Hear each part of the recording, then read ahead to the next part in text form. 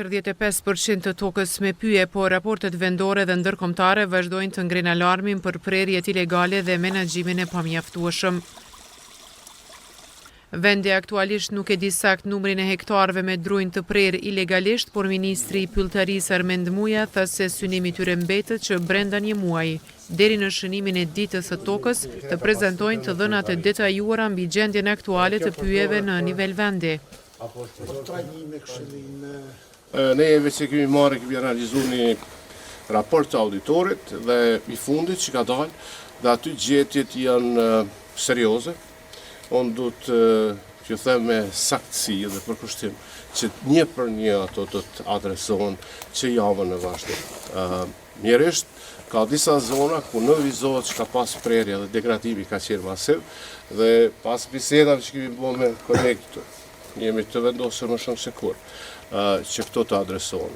Sektori i pyjeve, tha Muja, është prioritet i qartë për ta. 500.000 fidan pyjesh do i dhurohen gjitha komunave, institucioneve, shkollave, në mënyrë që të fillon ripyllëzimi masiv për të adresuar një prej problemeve që ka Kosova vitet të fundit. Po ashtu do të definohet një program i sakt kombëtar, ku ka metrika të qarta, afata kohore të qarta, do të bëhet inventarizimi i fundit i pyjeve, do të digitalizohen pyjet dhe mbi të gjitha edhe sistemi i shfrytëzimit të pyjeve do të jetë, po shpresojmë, do të jetë digital.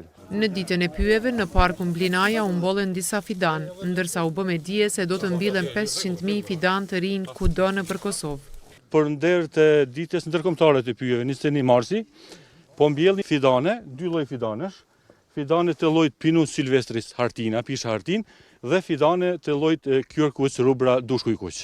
Veprimet tona do të jenë që nga sot në muajin në vazhdim të bëhet një pyllëzim në mjedise të ndryshme, qoftë të hapësirave, të tokave të degraduara pyjore apo të institucioneve tjera, me qëllim që të ndikohet në ruajtjen e mjedisit. Për monitorim më efikas të prerjes ilegale të pyjeve, u tha se është nevoja të rriten kapacitetet, ndërsa po ashtu shqyrtimi e riorganizimi i 340 punonjësve, si dhe përdorimi metodave bashkëkohore përfshirë dronet dhe bashkëpunimin ndërinstitucional për t'i ndaluar prerjet ilegale.